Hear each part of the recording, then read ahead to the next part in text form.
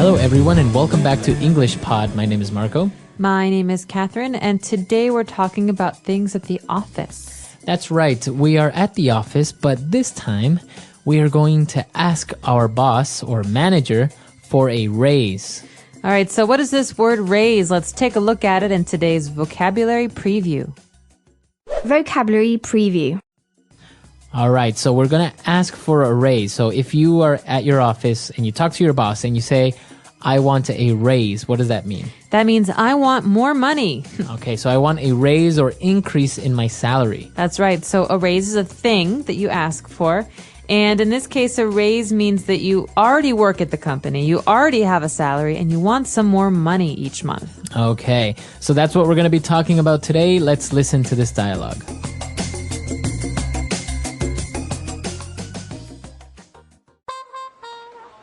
Excuse me, sir. May I talk to you? Bill, sure, come on in. What can I do for you? Well, sir, as you know, I have been an employee of this prestigious firm for over 10 years. Yes? I won't beat around the bush. Sir, I would like a raise. I currently have 3 companies after me, and so I decided to talk to you first. A raise? Son, I would love to give you a raise, but this is just not the right time. I understand your position, and I know that the current economic downturn has had a negative impact on sales. But you must also take into consideration my hard work, proactiveness, and loyalty to this company for over a decade. Taking into account these factors and considering I don't want to start a brain drain, I'm willing to offer you a 10% raise and an extra 5 days of vacation time. How does that sound? Great! It's a deal. Thank you, sir. Before you go, just out of curiosity, what companies were after you? Oh, the electric company, the gas company, and the water company.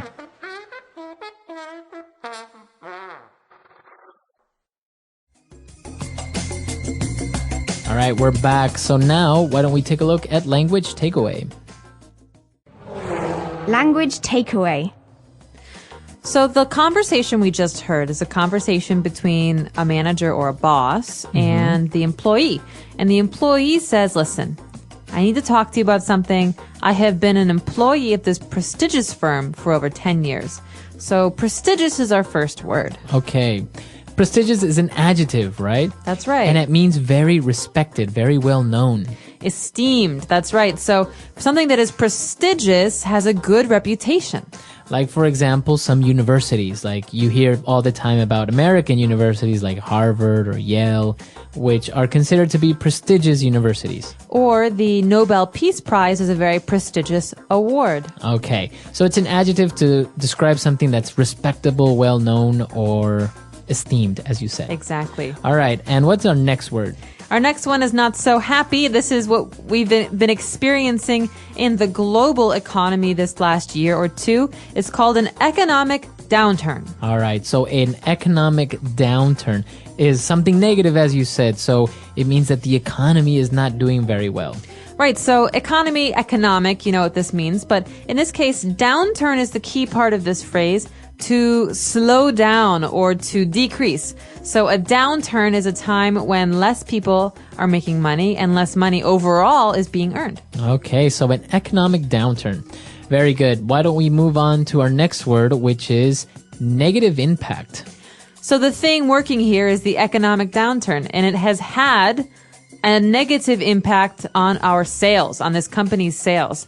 So a negative impact, as you know from the first word, is not a good thing. Right. It's an effect, right? An That's right. effect, but that's negative, so it's not a good effect. So I could say that, Marco, being late has had a negative impact on your work lately. Okay. Or the opposite now. What if something is a good effect on something? So, Marco, your hard work has had a really positive impact on this company lately. All right. Good. So you can use it negative impact or a positive impact. All right. Right. So impact, again, is just the effect that something has on something else. And, well, the boss said that he agrees to give him a raise because, in part, he didn't want to start a brain drain. What's that? Oh, this is a very common phrase you hear about countries. They have a brain drain, or they want to avoid a brain drain. A drain is the part of a sink or a bathtub where the water goes down. Okay. It goes away. And so brain drain means all the brains or intelligent people or educated people leave a country and go to another country. Or in this case, leave a company and go to another company. All right. So, for example, if all the employees at Apple, maybe they start to quit, or they start to move jobs and start to work for maybe Microsoft or Google, that's a brain drain, right? That's right, because you're talking about a large number of people. Maybe they're all unhappy because they say that working at Apple's not very nice. So they all leave and go to this other company. The same is true with countries. You can have very, very well-educated people who, when they stop studying, they want jobs. They all look somewhere else. They go to America or Mexico or England. Okay. And so that's called a brain drain because they all go away. Okay. So 5 great phrases right there and words for you. Well, let's listen to this dialogue again, and we'll be back to take a look at Fluency Builder.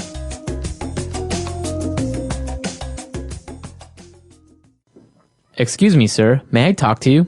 Bill, sure, come on in. What can I do for you? Well, sir, as you know, I have been an employee of this prestigious firm for over 10 years. Yes? I won't beat around the bush. Sir, I would like a raise. I currently have 3 companies after me, and so I decided to talk to you first. A raise? Son, I would love to give you a raise, but this is just not the right time. I understand your position, and I know that the current economic downturn has had a negative impact on sales. But you must also take into consideration my hard work, proactiveness, and loyalty to this company for over a decade. Taking into account these factors and considering I don't want to start a brain drain, I'm willing to offer you a 10% raise and an extra 5 days of vacation time. How does that sound? Great! It's a deal. Thank you, sir. Before you go, just out of curiosity, what companies were after you? Oh, the electric company, the gas company, and the water company. This first phrase in today's Fluency Builder is one of my favorites. It's something that we say often when we're having a conversation, and we want the other person to just tell us what they're talking about. All right, so the guy said, you know what? I'm not going to beat around the bush. Or you could also say, please don't beat around the bush. Okay. So I'm not sure where this phrase comes from, but it means please be direct, or I'm going to be direct. I will not wait any longer to tell you what I'm talking about. So if somebody is beating around the bush, that means they are not being direct. They're not telling you something immediately. It's, like when a person is trying to think, but, has a hard time and they're really trying to explain something, but, it's just, well, you know what I'm talking about. It's like that time with that thing where he did that. Okay, this is really annoying. I know. It's called beating around the bush because you just don't say what you're thinking. Right, exactly. So you don't say something directly. Now, our next phrase is to take into consideration. Take something into consideration. Well, this is something that the young man brings up when he's asking for a raise. He says, you should take into consideration all of these great things I do. This means when you make your decision, I want you to think about these things. So consideration means you're thinking when you're trying to make a decision. To consider. Mm-hmm. All right, so to take something into consideration, or you can just say to consider. So I'm interested in buying a new TV, but I have to take into consideration the fact that I don't have a lot of money. That means I probably won't get a new TV. I have to think about these things when I'm making my decision. Right. Okay, very good. And our last phrase for today, towards the end, the boss was a little bit interested in knowing what happened or which companies were interested in him. So he said, just out of curiosity.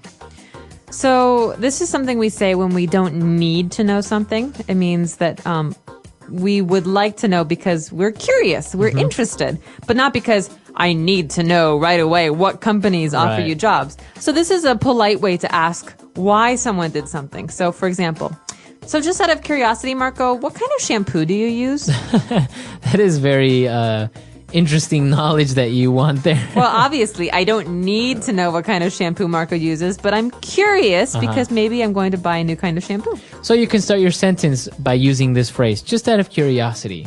Just out of curiosity. It's a great one. Listen for that again as we listen to today's dialogue one more time, and we'll be back in a moment to talk about getting a raise.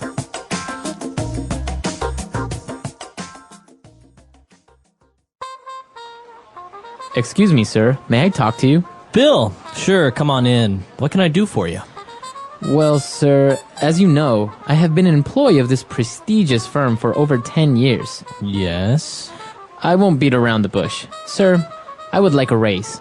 I currently have 3 companies after me, and so I decided to talk to you first. A raise?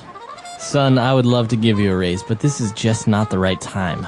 I understand your position, and I know that the current economic downturn has had a negative impact on sales. But you must also take into consideration my hard work, proactiveness, and loyalty to this company for over a decade. Taking into account these factors and considering I don't want to start a brain drain, I'm willing to offer you a 10% raise and an extra 5 days of vacation time. How does that sound? Great! It's a deal. Thank you, sir. Before you go, just out of curiosity, what companies were after you? Oh, the electric company, the gas company, and the water company.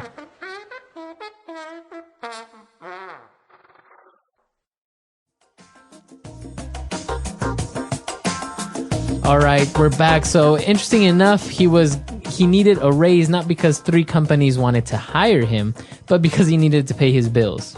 Well, this is funny because he's not talking about companies, that's right, who are offering him jobs. He's talking about the gas, the water, the electrical company. Right. It was a very funny dialogue, but I think asking for a raise is very hard to do because you know that your boss is worried about money or it's a bad time to ask, but you want to ask because it's important that you get the right compensation for your work. Right. And actually, it's important to have a clear objective when you want to ask for a raise. So more or less what you want to earn, but plausible within the company. So you're not going to ask for a 100% raise, right? You can maybe aim for a 5 or 10%, and most likely you'll get it if you negotiate properly. That's right. And sometimes a raise isn't just about money. You can also, like he did, ask for some time off. He gets some vacation days or perhaps some training. Or bonuses. Or a bonus. So this all depends on the kind of negotiations that you make, but it's worth it to ask. So please let us know if you've ever had a good time or a bad time asking for a raise. It can be a very nerve-wracking experience. I know personally I'm very uncomfortable with it, but